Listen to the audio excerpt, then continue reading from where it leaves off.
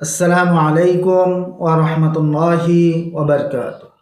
আমি হাবিবুল্লাহ, আপনারা দেখছেন জিনের চিকিৎসা মিডিয়া। সম্মানিত ভাই ও বোনেরা, ইনশাআল্লাহ আজ আমি আপনাদেরকে বলে দেবার চেষ্টা করব একটা জিনের রোগী চিকিৎসা করার পর 1 দিন 2 দিন 5 দিন অথবা 10 দিন পুনরায় আবার জিনগুলো চলে আসতেছে। এভাবে চিকিৎসা চলতেছে, আবার জিনগুলো চলে আসতেছে, তাড়ানো হচ্ছে, আবার চলে আসতেছে। মাসকে মাস, বছরকে বছর চিকিৎসা চলতেছে, রোগীগুলি সুস্থ হচ্ছে না। এখন আপনারা পেরেশান হয়ে গেছেন, এটা কি আর সুস্থ হবে কি হবে না। আমি এই রোগী কেন সুস্থ হচ্ছে না এই বিষয় নিয়ে এবং এই রোগীটাকে কিভাবে সুস্থ করা যায় স্থায়ীভাবে সেই বিষয় নিয়ে আলোচনা করব ইনশাআল্লাহ। সম্মানিত ভাই, ভিডিওটি সম্পূর্ণ দেখবেন এবং কথাগুলো খুবই মনোযোগ সহকারে শোনার চেষ্টা করবেন। খুব মনোযোগ সহকারে শোনার চেষ্টা করবেন। এখন আপনি একটা জিনিস খেয়াল করেন, আর যার বাড়িতে এই জিনের রোগীটা আছে, এই ভিডিওটা বানানোর উদ্দেশ্য হচ্ছে বারবার একজন মানুষ কমেন্ট করতেছে এবং হোয়াটসঅ্যাপে মেসেজ করতেছে যে এই সমস্যাগুলো হচ্ছে, কোনোভাবে সুস্থ হচ্ছে না, তাদের সংসার নষ্ট হয়ে যাচ্ছে, এখন কি করতে পারে। এখন আপনি খেয়াল করেন, আপনি যে জিনের রোগীটাকে চিকিৎসা করতেছেন, যার রোগীটা তিনি খেয়াল করবেন, আপনি একটা কবিরাজের কাছে নিয়ে যাচ্ছেন। কবিরাজের কাছে নিয়ে যাওয়ার পর কবিরাজের ভালো অঙ্কের একটা টাকা নিচ্ছে, কবিরাজের ভালো অঙ্কের একটা টাকা নিচ্ছে, আপনার কাছে আসতেছে। টাকা দেওয়া শেষ, কবিরাজে আর চিকিৎসা করবে না। 1 নাম্বার, টাকা দেওয়া শেষ তো কবিরাজে আর চিকিৎসা করবে না, অথবা 10 বার 12 বার 15-20 বার অথবা 1-2 মাস 3 মাস চিকিৎসা করার পরে সুস্থ হচ্ছে না, এই কবিরাজ পরিবর্তন হইতেছে। 2 নম্বর, কবিরাজ টাকা নেওয়ার পর আর চিকিৎসা করতেছে না। 1 নাম্বার, অথবা কবিরাজে বারবার চিকিৎসা করার পরে সুস্থ হচ্ছে না, আপনি পরিবর্তন করতেছেন কবিরাজ। 2 নম্বর। 3 নম্বর খেয়াল করেন, 3 নম্বর খেয়াল করেন, আপনি দূর থেকে, কথার কথা আপনি ঢাকা থেকে অথবা অনেক দূর থেকে আমার কাছে নিয়ে আসলেন, অথবা যে কোনো একটা কবিরাজের কাছে নিয়ে গেলেন, যাইতেই লাগে 4-5 ঘন্টার সময়। একদিন নিয়ে গেলেন, টাকার খরচ, সময়ের দরকার, লোকের দরকার, চিকিৎসা করলো, আবার বাড়িতে নিয়ে গেলেন, কালকে আবার সমস্যা হলো, আবার নিয়ে আসবেন। এভাবে নয় 2 বার নিয়ে আসলেন, নয় 3 বার নিয়ে আসলেন রুগীকে, পরে আর নিয়ে যাইতে মন চাবে না, দূর যাই সে, বারবার নিয়ে যাচ্ছি, কোন ফায়দা হচ্ছে? কোনো ফায়দা হচ্ছে না, আর দরকার নেই। এই কাজগুলো যে হচ্ছে, এই কাজগুলো হওয়ার দ্বারা জিনগুলো কিন্তু সম্পূর্ণ জ্ঞান, যাদেরকে হাইওয়ানে নাতেক বলা হয়, জ্ঞান সম্পূর্ণ প্রাণী। আমাদের যেমন ভালো মন্দ যাচাই বাছাই করার ক্ষমতা আমার আল্লাহ তাআলা রব্বুল আলামিন দিয়েছেন, সেম টু সেম জিনকেও ভালো মন্দ যাচাই বাছাই করার ক্ষমতা আমার আল্লাহ তাআলা রব্বুল আলামিন দিয়েছেন। তা আপনি যে এইগুলো পেরেশানি করতেছেন, জিনগুলো কিন্তু সম্পূর্ণরূপে বুঝতেছে, জিনগুলো কিন্তু সম্পূর্ণরূপে বুঝতেছে। যার কারণে 1 নাম্বার জিনের চালাকি হচ্ছে, রোগী সুস্থ হচ্ছে না। আমি আর খুলে খুলে বলতেছি, 1 নাম্বার হচ্ছে যে যদি জিনটা আশিক জিন হয়ে থাকে, তাকে ভালোবাসে ফেলছে গভীরত্ব।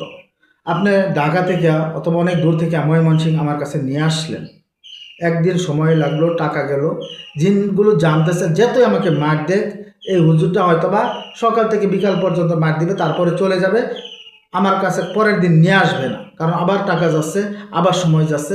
জিনগুলো জানতেছে যে আমাকে পরের দিন আবার নিয়ে মার দিবে না, এভাবে নয় পরের দিন আনলো, তারপর থেকে আর নিয়ে আসবে না।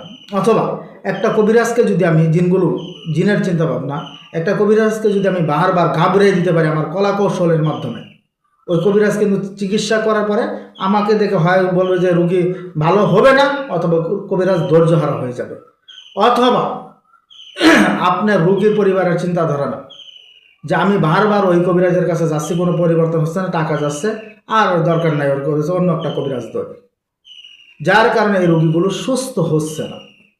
এখন আরেকটা বিষয় যে হুজুর আমরা তো একেবারে জবাই করে ফেলতেছি, একেবারে পুড়িয়ে ফেলতেছি, একেবারে হত্যা করে ফেলতেছি, তাহলে কেন সুস্থ হচ্ছে না? না ভাই, জবাই হচ্ছে না, পুরাও হচ্ছে না, একদম সম্পূর্ণ হত্যা হচ্ছে না।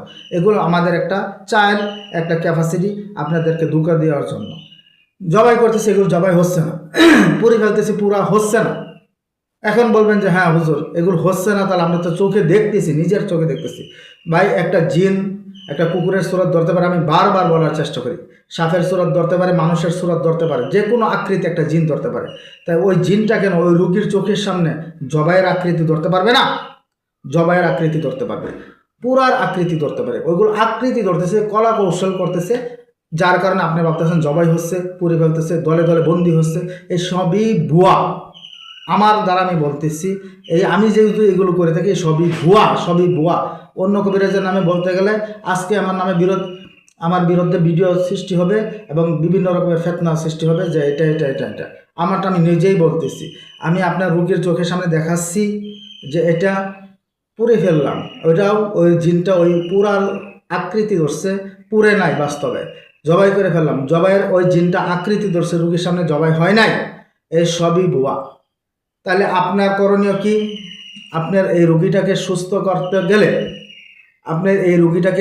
করতে গেলে আপনার যদি দীর্ঘস্থায়ী একটা চিকিৎসা দিতে পারবেন, যেমন সকাল বিকাল দুপুর, যদি আপনি একটা জিনকে বারবার আপনি তাকে শাস্তি দিতে থাকেন, বারবার শাস্তি দিতে থাকেন, তিনি একদিন সহ্য করতে পারবে, 2 দিন সহ্য করতে পারবে, অথবা 3 দিন সহ্য করতে পারবে, পরে আর সহ্য করতে পারবে না, আস্তে আস্তে রোগীর থেকে চলে যেতে বাধ্য হবে।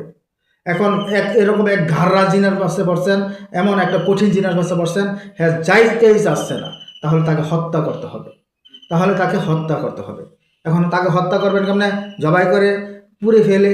না, এভাবে কখনো হত্যা হয় না, এভাবে কখনো জিনকে হত্যা করা যায় না। এখন কিভাবে করবেন? এটাকে হত্যা করতে গেলে অভিজ্ঞ যারা এই কাজগুলো সত্যিই করে থাকে তাদেরকে হত্যা করা সবচেয়ে সহজ এবং কঠিন একটা পন্থা হচ্ছে, হত্যা হবে সহজভাবে, কঠিনভাবে সিস্টেম পালন করতে হবে। তা হচ্ছে কিছু গাছের ছাল লাগবে, রস লাগবে এবং কিছু পানি লাগবে।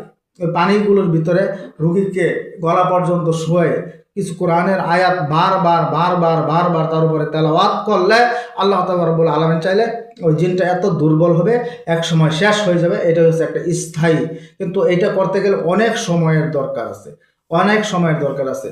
তাই আমি আপনাদেরকে বলবো, স্থায়ীভাবে রোগীকে সুস্থ করতে গেলে আপনারা যা করবেন তা হচ্ছে প্রতিদিন যাতে তাকে চিকিৎসা করা যায় এমন চিকিৎসার সিস্টেম বাতলিয়ে নেবেন কবিরাজের কাছ থেকে। যদি তিনি অভিজ্ঞ কবিরাজ হয়ে থাকেন, এমন চিকিৎসার সিস্টেম বাতলিয়ে দিবেন আপনাকে, যাকে সকালেও শাস্তি দেওয়া যায়, দুপুরেও শাস্তি দেওয়া যায়, রাত্রেও শাস্তি দেওয়া যায়, শোয়ার সময় শাস্তি দেওয়া যায়। এই শাস্তিগুলো ভোগ করতে করতে করতে করতে করতে করতে ইনশাআল্লাহ তিনি যাইতে বাধ্য হবে।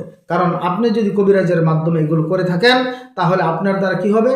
যে কবিরাজ টাকা পাচ্ছে না, আপনার কাজগুলো করবে না। যদিও টাকা আপনি দিয়ে থাকেন, কষ্টদায়ক কাজগুলোর কারণে করে দিবে না, আপনাকে যেরকম পাই করার প্রয়োজন করে দেবেন। যদি আপনি নিজেরটা নিজে করেন, ইনশাআল্লাহ আল্লাহ তাআলা রব্বুল আলামিন চাইলে, কবিরাজ যদি বলে দেয় আপনাকে সহজটা, তাহলে সহজভাবে আপনার রুগী স্থায়ীভাবে যে সুস্থ হবে, ওই রুগী আর কখনো ইনশাআল্লাহ অসুস্থ হবে না।